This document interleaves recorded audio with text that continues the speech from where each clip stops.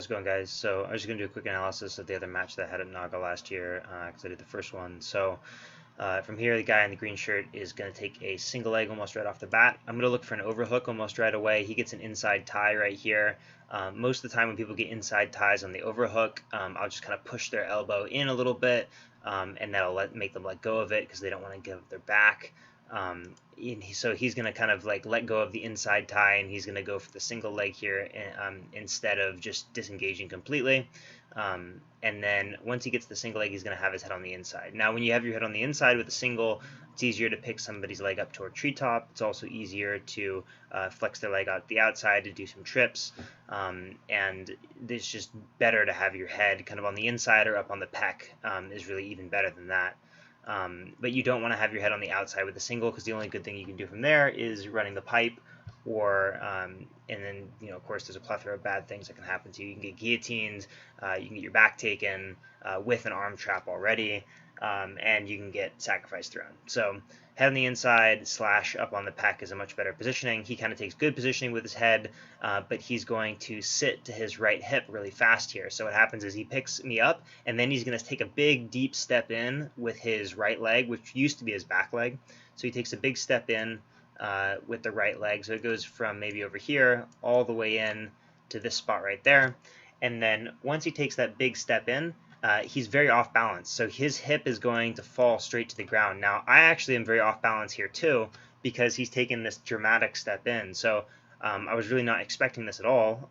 People don't usually do this. So I got very off balance at the same time. And this could be a really kind of interesting move on his part.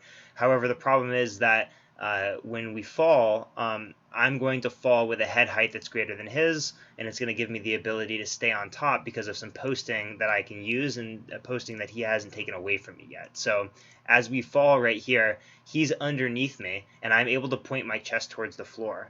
So as you can see here, my hips are kind of still in a line. They're still pointing towards him. My chest is flat. It's kind of pointing down. There's rotation there.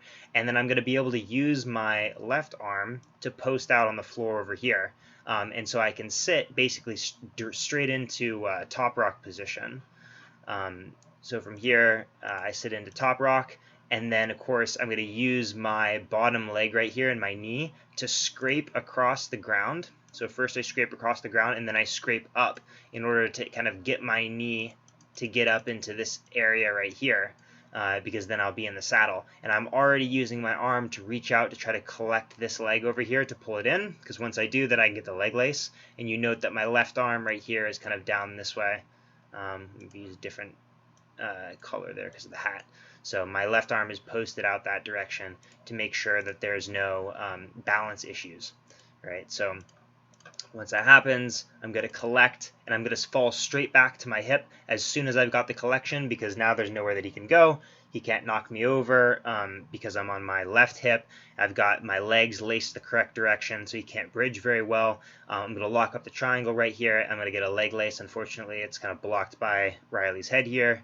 But I'm going to grab a hold of this quasi-triangle, really keeping the knees pinched. I mean, this is technically a triangle situation, but of course, with the triangle in the saddle, you don't really want to have a full triangle. You want to have kind of a half triangle like I have here, because it's much more about the knee pinch together than it is about connecting your legs together. So from right here where my leg position, it looks a little bit triangle-esque.